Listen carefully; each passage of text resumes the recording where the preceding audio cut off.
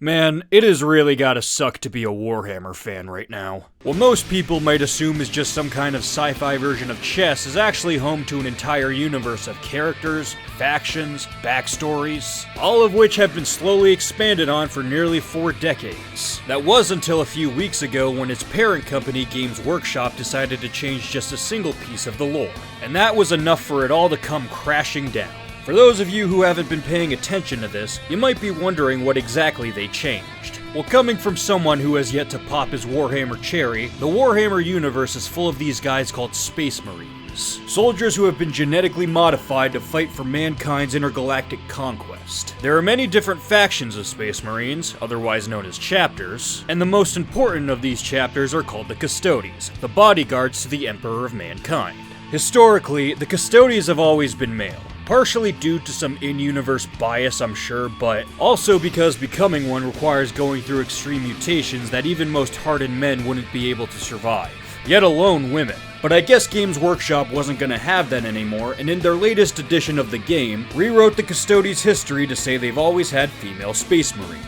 Now let me just say that whether or not you're for Warhammer going in this direction, I'm personally not familiar enough with it to have any strong feelings. I think most people can agree that retconning stuff is just lazy. Is this to say female Custodies can't work?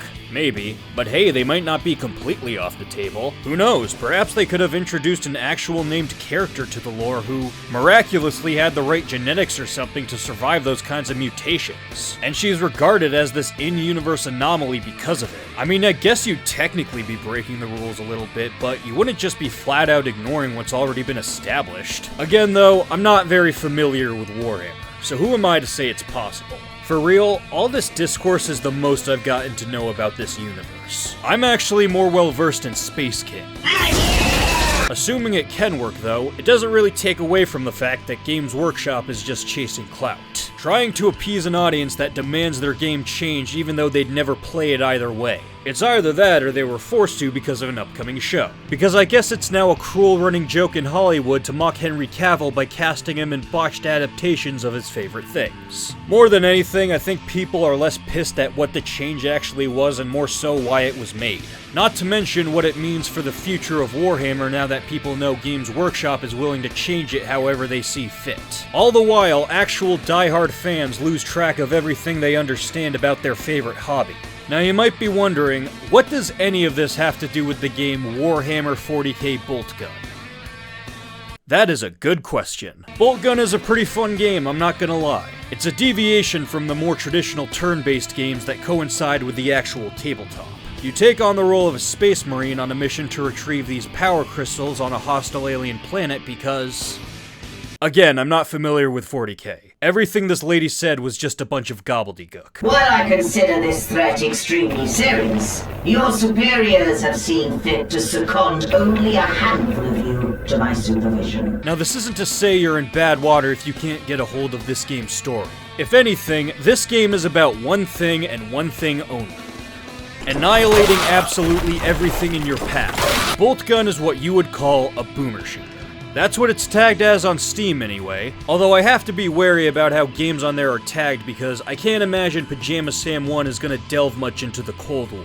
I'd see for myself, but I don't want to be arrested. Boomer shooters are games that harken back to the classic Doom style of first-person shooters. You know the ones, those very level-by-level adventures with a lot of fast movement over constant fire. The main thing these newer games have over something like Doom is the ability to jump around like a coked-up monkey, which for this game is kind of funny considering what this big bastard is wearing. It's a game that with my growing interest in boomer shooters, I happen to enjoy. Albeit one I also thought I might have fun picking apart in a few areas. In my mind, you could probably chalk how enjoyable this game is down to 3 things. Starting with... It's kind of ironic when the one gun your game is named after ends up being the lamest of the lot. There are a total of 8 guns to find in Boltgun, and I cannot describe how exhilarating it feels to hold each of them in your cold steel hands. Of course, some are definitely better than others. In fact, you could make the argument that 3 of the guns in this game are just weaker versions of ones you find later. There are 2 automatic rifles, but one fires faster and has an unlimited ammo capacity. There are 2 wide-range single shooters, except one doesn't take a million years to reload. There are 2 concentrated laser cannons, except one is basically the BFG, even down to it being neon green. Although for the melted gun and the grav cannon, you could at least make the argument that they need to be used sparingly since the ammo for them gets used up so quickly. They don't really make the shotgun and the Voltic caliber obsolete. That is not the case with the heavy bolter and the Boltgun though. You thought I was joking earlier, but I seriously mean it when I say the Boltgun is kind of bad when you consider how much more reliable the heavy bolter is. Ammo for it is less common, sure, but it's not that much less. I don't know if it's a compliment or an insult, but I honestly think they made this thing too good. The other 2 guns in this game pretty much stand on their own. Plasma gun is basically a rapid-fire RPG. Its plasma balls are slow as hell, but if you're willing to learn to time them right, they can do some pretty good damage. The Vengeance Launcher, I'll be honest, I didn't know shot sticky bombs at first. I thought I was just shooting push pins at people. Although, can you really blame me? There's already so much shit blowing up in my face. Now, those are just the guns. I also can't forget one specific weapon you get at the very start of the game. The funny thing about the chainsword is that, as a weapon itself, it isn't really that good.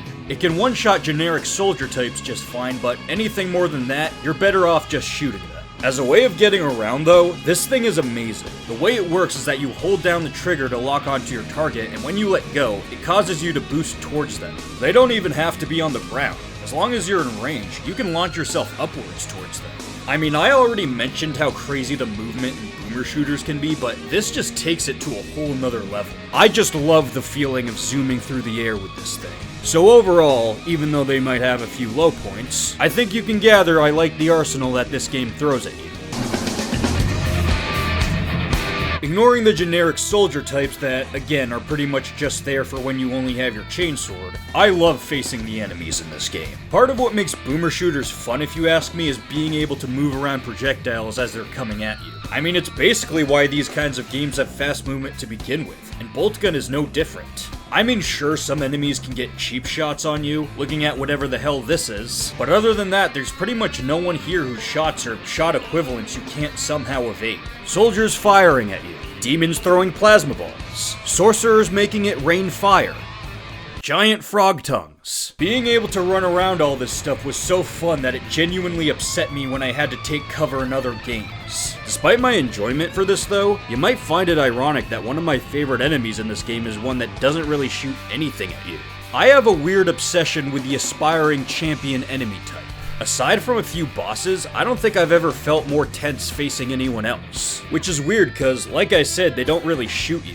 Unless you're hiding on a ledge or something, all they really do is just run towards you and swing their axe. They also don't have as much health as other enemies, so they're not exactly the toughest foe in this game. The thing about the aspiring champion though is that if they land a hit on you at any point, they can resurrect themselves and come back even stronger as chosen champions. Something that can only be stopped if you sustain fire after killing them. That's where you start to become wary of these guys. If not for the fact that they can come back even stronger, then because you have the chance to keep that from happening. You have to be careful not to be hit by them if you don't want to deal with the second phase. Although even with that distinction, it doesn't make any other enemy worse. As far as I'm concerned, they're all great. Most of them are great. Yeah, I cannot stand nerdlings. These little goblins that swarm around you like you're their rich grandparent. To tell you the truth, I'm not really a fan of enemies whose only real gimmick is that they swarm around you. The fact that they die in one hit makes them feel less like challenging foes and more like annoying roadblocks that I'm wasting precious ammo on. In a game like this too, they just feel out of place considering how everyone else is a legitimate foe. On top of the fact that their attacks are actual attacks, you also have to slowly endure whatever they throw at you because you might be chipping away at their health. Nurglings pop like zits, so unless you're facing down a really giant cluster of them, they barely have a chance to land a hit on you before you kill them. Even if that wasn't the case though, their method of attacking still isn't anything great. They might throw a few snot balls at you, but most of the time, they're just humping you midair. I mean, at least the generic soldiers have guns. And don't even get me started on the great unclean ones. These bosses will spawn nurglings endlessly from their dirty orifice, to the point where you can barely pay attention to the actual boss. Every other enemy in this game is fine, but screw these damn things. If you'll allow me to go on a tangent for a second, you might remember me saying how boomer shooters harken back to the old Doom style of first-person shooter. Now, I will admit that I haven't played every single game under the boomer shooter umbrella, but based on what I have played, there is one aspect about those older games that I think these newer ones were smart enough not to draw from. I gotta ask, am I the only one who thought the level design in games like Doom 2, Duke Nukem, Shadow Warrior were all kind of insane? I swear to God that these games are nothing but dead ends. There's always some key buried in a tiny crevice, or a crack in the wall that just blends in with the pixels around it, or a door that doesn't even look like a damn door. And look, I know that these older games were made with this puzzle-solving element in mind, but for God's sakes, they're not missed. I'm here to shoot things up, and yet I'm spending more time just walking up to random walls in the hopes that it does something. Thank God modern boomer shooters knew not to take after this crap.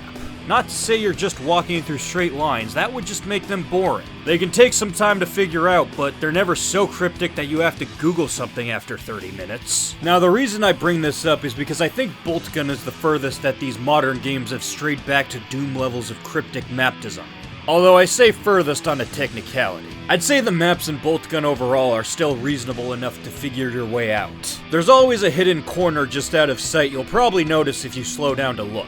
I guess door switches might blend into some environments a bit too well, but even then that's only a problem if the door isn't right next to it. I'd say there are only 2 maps in this game that are actual stinkers. The Sanctum Magistrum has this room of interconnected portals that flip the place every which way whenever you go through one. And only one of these portals actually teleports you out. This alone doesn't sound too bad, but the room is so symmetrical that you can never tell how it's oriented. So you just end up losing track of where you are. I did eventually start noticing these red symbols on the walls, and I thought, oh, maybe I just have to follow those to get out of here. Well, I did exactly that, and I just ended up going in circles. At some point I caved and looked up the solution, and as it turns out, I was right. It's just that there was this added step of jumping off the path and going through one of the portals while it was sideways. To make things worse, the jump-off point is right next to a portal with one of those symbols. And the only hint not to go through it is a smaller version of the symbol on the ground that you could so easily mistake as a splatter of enemy blood. Now, to be fair, I know this was supposed to be a puzzle. It's one I don't like, mind you, but if the idea was for me to get stuck, then I will give credit where credit's due. Unfortunately, though, I cannot say the same thing for the Grand Elevator, a level that I think is just unintentional in how confusing it is. I'd say the idea for it is good on paper, this giant open fortress on a lift that you can jump around to no end, and yet the fact that it's so big and open makes it impossible to find just one key you need to make the lift go up. It's not even like it's trapped in a cage or something. It's just standing there out in the open, and yet you have nothing guiding you to it. I mean, the other 2 keys are in side rooms for each floor the lift stops. You also start the level in one of those side rooms, so why can't you just grab it there? So yeah, I could do without these 2 levels. Other than that though, the maps in this game are pretty solid. They're straightforward enough to not keep you from finding your way to the end, while still being complex enough to still be fun to roam around. Okay, so this last thing is kind of just something else I wanted to talk about. While I was playing around in the settings, I came across some stuff that, I gotta be honest, I just don't see much point in. I don't mean to sound like an elitist or anything, but stuff like invincibility, infinite ammo, unlocking all guns and levels early, I don't know. I'm just kind of a traditionalist when it comes to stuff like that. Like, okay, I can maybe see the merit in infinite ammo and health in very specific situations. For health, I think it's fine if the game autosaves at a point when it's super low, or if you have to redo a hard boss because some random enemy got a cheap shot on you afterward. For ammo, I guess it's possible to run out, so unless you want to restart the level, I'd say it's a fine last resort. Just please have the self-control not to use it for the really powerful guns. You're missing the point with them if you don't use them sparingly. As for unlocking everything, I honestly just wouldn't recommend doing that. It alleviates any sense of progression you can have. I tried it out with the guns and now I wish I didn't. It just ended up making them less special when I found them for real. So yeah, I guess if you're gonna check this game out, do at least heed my advice on these settings. So that's Boltgun for you. I have some gripes, but honestly, does that even really matter in the grand scheme of things? I mean, stuff like this is right up my alley. I'm willing to overlook a few confusing levels and a single shitty enemy type. At the same time though, I also can't help but feel that the timing of me playing this now is incredibly bad. Like, okay, I'd be lying if I said this game totally sold me on playing more Warhammer stuff, but I am a little curious. That Space Marine game looks pretty fun, but with this whole spiel going on, would going down this path even be a good idea? I mean, I never really got into Game of Thrones, and considering how the last season was received, I'm kind of glad I didn't. Would I be doomed to the same fate as those Game of Thrones fans if I suddenly become a Warhammer fan? Getting invested in a universe that could change for the worse end on a whim? Am I intentionally making a big deal over this as another half-assed attempt of tying this video into current events? It's been like a month, I don't even know if this is still relevant. If you enjoyed the video, then please subscribe, leave a like, check out the channel, and share it with your friends. Thanks for watching and have a great day. Take care.